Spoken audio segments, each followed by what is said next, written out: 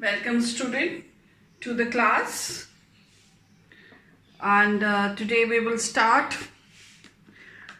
from the laws of osmotic pressure as I told last time. And so laws of osmotic pressure. So this was given by want of, and you know what want have has established that solute particles in a dilute solution exactly behave like gaseous molecules. What does it mean? That in the solution, whatever is the osmotic pressure, that will be equal to the pressure of the solute particles if they would have been gases. Okay, this pressure would have been exerted by solute particles if they would have been gases at the same temperature, and even the volume would have been the same. So this is all told by want of, and so want of said that all general normal gas laws can be applied to the dilute solution. So first one which you have gone across is Boyle's law. So it is called Boyle want of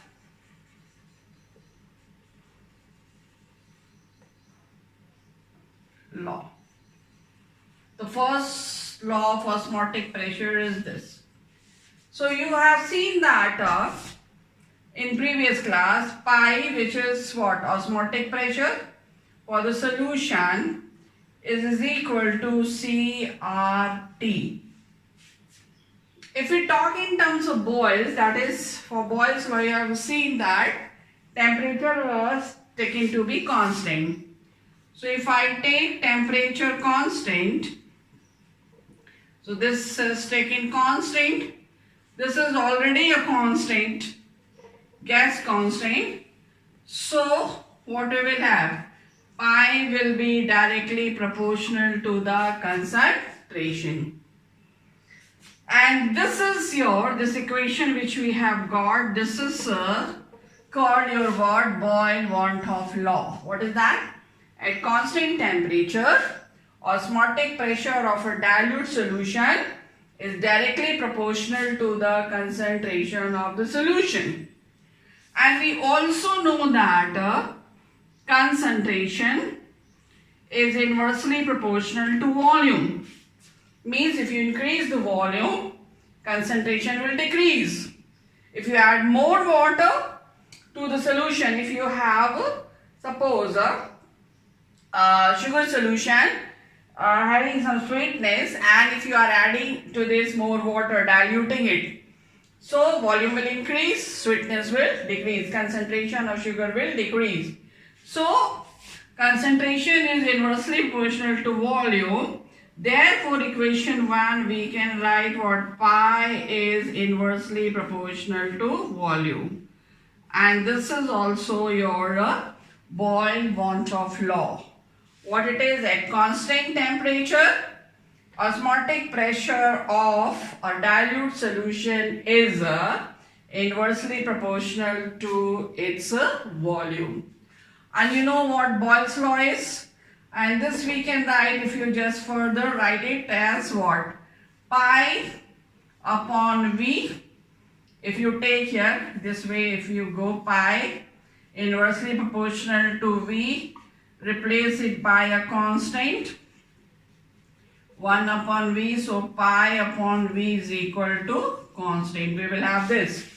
So you know these all things you have done in lower classes.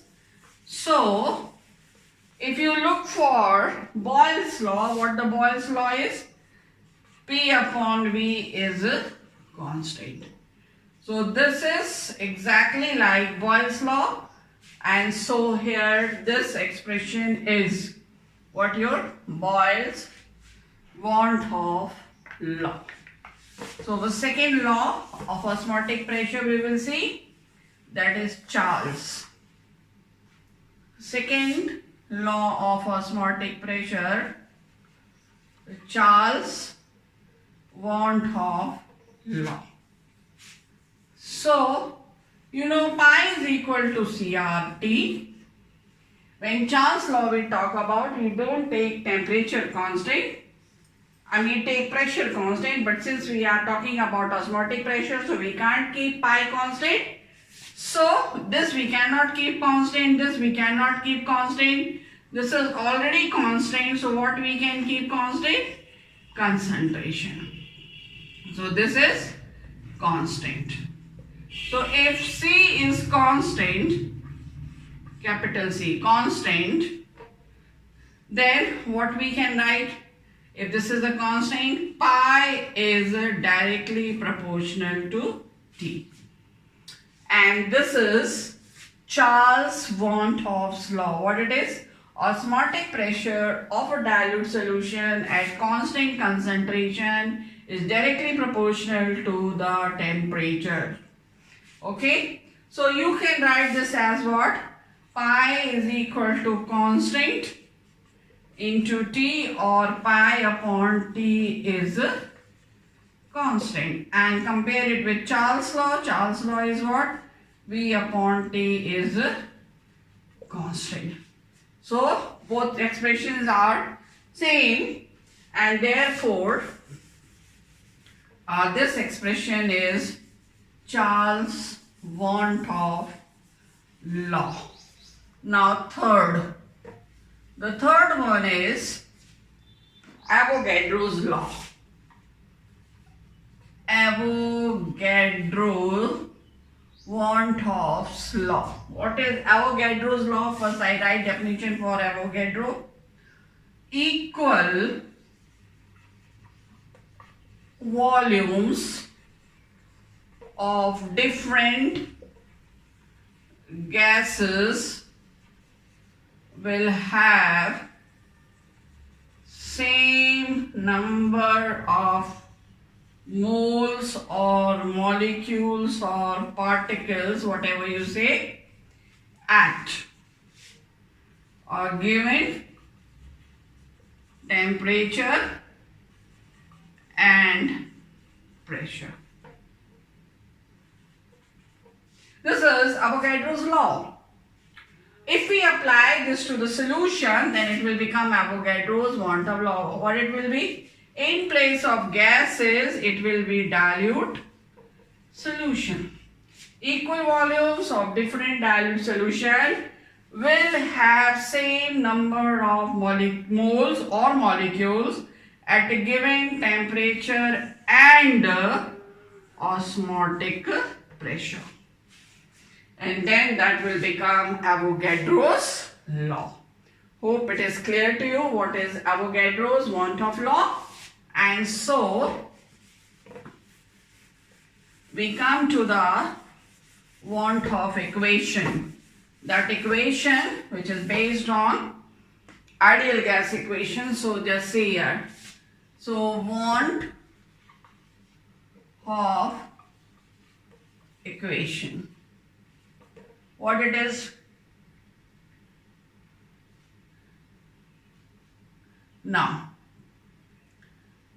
since pi, that is I take P, pi, that is pressure, osmotic pressure, is inversely proportional to volume. This is equation 1 according to Boyle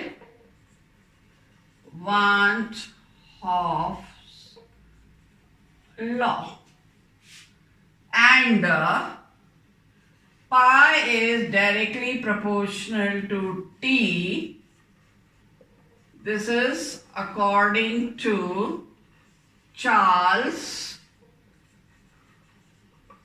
von Hoff's law.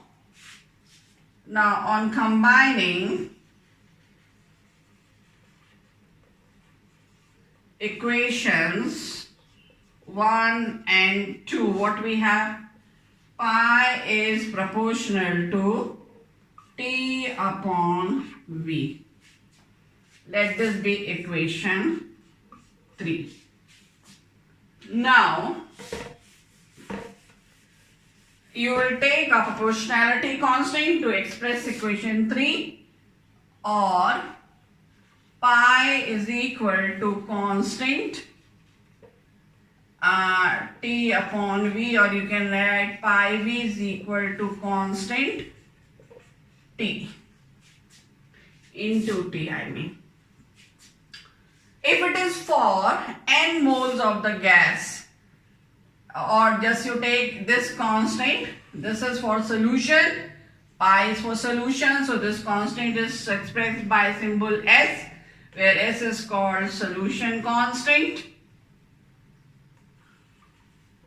and S is equal to R. R is what? Gas constant. It is found to be. So this expression, this is expression 4, can be written as pi V is equal to ST, and if it is for n moles of particles, so it will be pi V is equal to NST, or we can write pi is equal to N upon VST.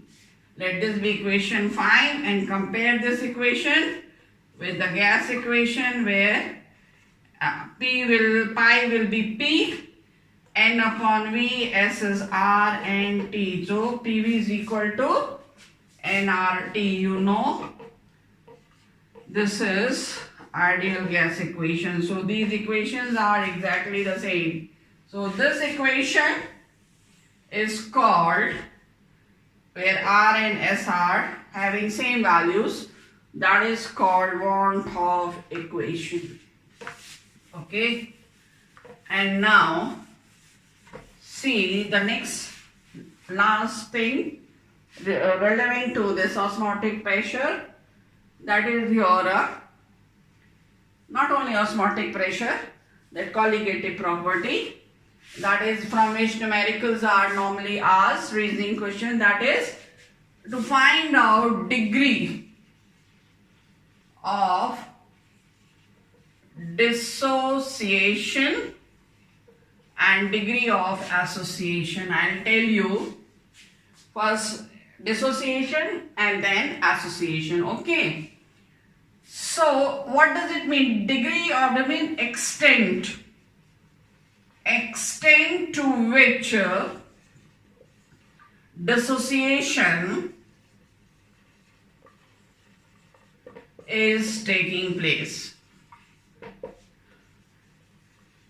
How many molecules have undergone dissociation, percentage wise or quantity wise? So see some examples. First example, I take a compound like AB, which is forming anion and BiN.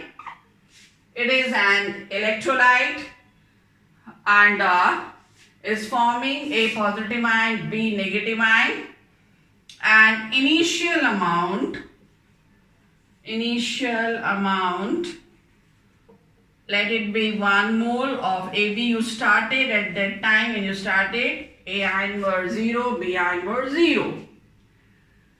If alpha is the degree of dissociation, alpha is degree of dissociation, as much will be the degree of dissociation of one cation in a molecule, same will be the degree of dissociation with respect to its number in the molecule. So degree of dissociation of both cation and anion in a molecule will be same. So at equilibrium, if degree of dissociation is so much, then at equilibrium, if this is alpha mole and this is alpha mole, then this will be 1 alpha moles at equilibrium. You have done this part in class 11 in detail. Now, you know that here we have particles before dissociation and particles after dissociation. So before dissociation we have 1 mole. After dissociation we have 1 minus alpha moles of AB. Some amount of AB will be left undissociated, that it be 1 minus alpha. And also we have alpha moles of A ion, A positive ion, and alpha moles of B negative ion. So this and this cancel, we will have 1 plus alpha moles. So you started with this, we have seen earlier also. You started with 1 mole of AB and now you have got 1 plus alpha moles in solution of particles, and so the substance is undergoing dissociation. So you have got this. Now take another example. Second example. This was example 1, now example 2. Suppose you have compound like AB2, BaCl2. So in that case you will have A positive ion and 2 negative ion. So again you start 1 mole initial amount and here 0 mole and here 0 mole. Degree of dissociation of this is alpha, of this is alpha. So at equilibrium this will be alpha moles and this will be 2 alpha moles according to balanced equation at equilibrium. And what will be this? 1 minus alpha moles. If you have forgotten, then you will must revise equilibrium chapter from 11th class question. We have done that in detail in class. So then we have number of particles before dissociation, how much? 1 mole. And number of particles after dissociation, how much we have? 1 minus alpha plus alpha plus 2 alpha, alpha cancel, we have 1 plus 2 alpha. Again you can see, so ionization, particles are increasing, number of moles in the solution are also increasing on dissociation once the solution is formed. Now take third example. If third example I take it A to B. So here it will be 2 A ions and 1 B ion.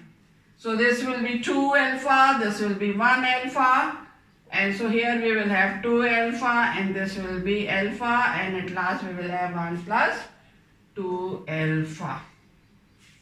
So these cases you have seen, okay. So you have seen that number of particles after dissociation is changing depending upon the dissociation degree of at what extent this molecule is dissociating. So in general, if I take example AB is giving you A ion and B ions, say N1 A ion and N2 B ion.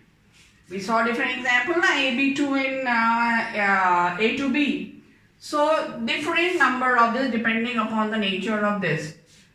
So in that case, what we will have, we start with 1 mole, 0 and 0 at initial amount.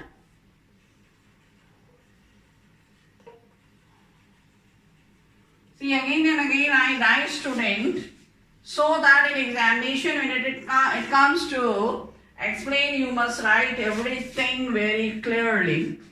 And then here alpha is the degree of dissociation. You should write alpha is degree of dissociation. Then at equilibrium, we will have N1 alpha moles of A ion and N2 alpha moles of B ion, and we will have this 1 minus alpha moles. If this would have been NAB, so we will have 1 minus this. Okay, but I am not taking that, not making it more complicated. Now, if N1 plus N2, total number of moles of positive and negative is N moles, then number of particles after dissociation will be what? 1 minus alpha, N1 alpha plus N2 alpha in place of N1 plus N2 I have taken N, so it will be N alpha. So this expression we have got for this. Now, you know that I is equal to want of factor we have done in the previous class is equal to number of particles after dissociation upon number of particles before dissociation. So in this example, particular example which we have done, number of particles, how much we have? 1 minus alpha plus N alpha, and how much we started with? 1 mole. So I is equal to this. You can write it further as I is equal to 1 minus alpha plus N alpha, or you can write I minus 1 is equal to minus alpha plus N alpha, or what else you can write? I minus 1 is equal to N alpha minus alpha. And then further we go, after from here I copied down for you once again, and if you take alpha common, we will have N minus 1. I minus 1 is equal to alpha N minus 1, and you know alpha is degree of dissociation. So to find out alpha will be is equal to I minus 1 upon N minus 1. This is the expression to find out degree of dissociation. Now you know that what? Since I is equal to, we have done earlier, molecular weight of solute calculated upon, that is also called normal, upon molecular weight of solute observed, that is also called experimental. So you know this, if experimental value is given to you, calculated weight you can find out, you can put the value of I, number of particles you can know from the formula, how many are forming, then you can find degree of dissociation. And I is also is equal to what? Colligative property observed upon colligative property normal. This also expression you have. So through this also you can calculate I and you can go further. Now we will see degree of association. Degree of association means when the molecules unite together. Take one example, AB, 2 moles, giving you AB2. I had explained to you earlier what is association. 2 molecules of AB coming close, forming big giant molecule, AB2. So if you started with initial amount 1 mole, this was 0, at equilibrium, what happened? If this is degree of association, alpha is degree of association.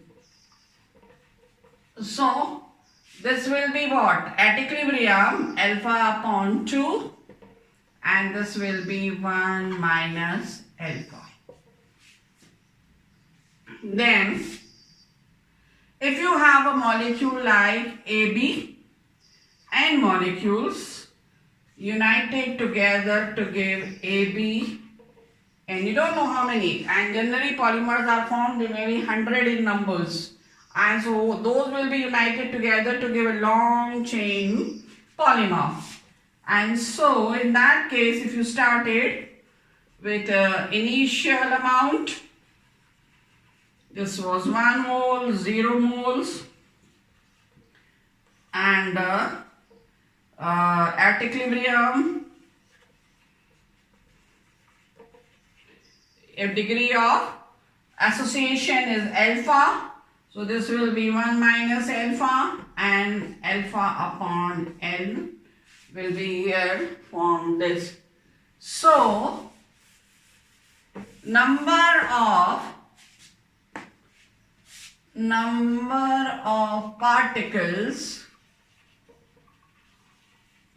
after association, what we will have, 1 minus alpha plus alpha upon N, and number of particles before association is equal to 1 moles, this much moles. Okay, now you know that I is equal to what? Number of particles after association upon number of particles before association. So particles after association, how much you have? I is equal to 1 minus alpha and plus alpha upon N is equal to 1. And then further we go. So we can write it as 1, I is equal to 1 minus alpha plus alpha upon N. This you can also write as I minus 1 is equal to minus alpha plus alpha upon 1. You can also write it as alpha upon N minus alpha. You can also write it as, take alpha common, you will have 1 minus N upon 1 upon N minus 1. Make alpha subject degree of association.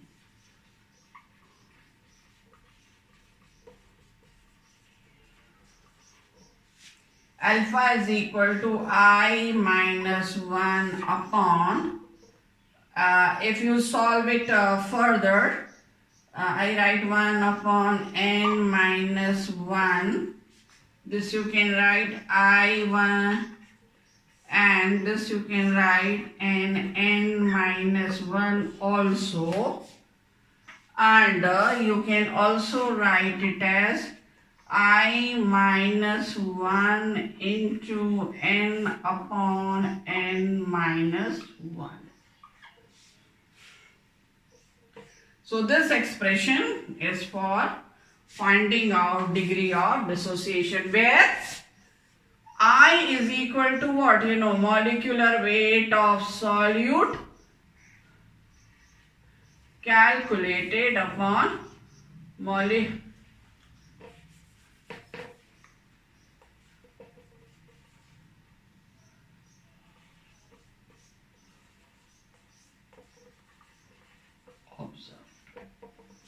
you have done that. Okay. So this part we have done.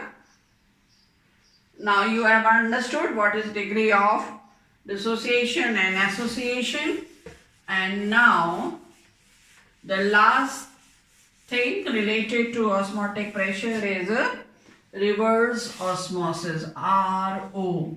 Reverse osmosis, RO, which you use at home for getting drinking water clear. R is for reverse osmosis. Very easy to understand. I take you the same example which we have used for understanding osmotic pressure. Suppose here this semi-permeable membrane, and here you have solvent, and here you have dilute solution or a solution. What happened? This solution also you can say. Solvent particles will start traveling this side and pressure will be increased.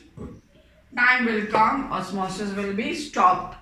So the pressure exerted by this solution over here to stop osmosis will be osmotic pressure. So this has got some pressure raised, some P naught, some PA, which the pressure of the solution has been increased when solvent particle entered. And when that pressure is, increased pressure is able to stop phenomena of osmosis, so that increased pressure we have considered as osmotic pressure. But if you are applying externally more pressure, now see this was having PA, from PA it has gone to PA dash, PA dash is equal to pi, means this is able to stop this. And if you are exerting a pressure PA double dash, which is greater than pi, bahar se you are putting a pressure which is greater than pi, greater than osmotic pressure, but you are putting more pressure here than osmotic pressure. Osmosis has already stopped, but still you are putting pressure. In that case, what will happen? Solvent particle will start moving from here to there, and what? Forcefully osmosis will take place, and reverse phenomena of osmosis will take place. The solvent particles start traveling from what? From the solution into the solvent. So when the pressure exerted more than the osmotic pressure on the solution, then solvent particles start traveling from solution to the solvent, and this phenomena is called reverse osmosis. So this is finished here, osmotic pressure, student. Next I will be teaching you something about the gaseous solution, and then I will start the second part of this chapter. That is, we will be considering when solute and solvent both are what? In the liquid state. So I hope you are understanding this, and if you have any question related to this, you can be ready. With that, you can note down and all that, and when we happen to meet together, you can discuss those questions with me. So stay safe, students. Bye for the next class.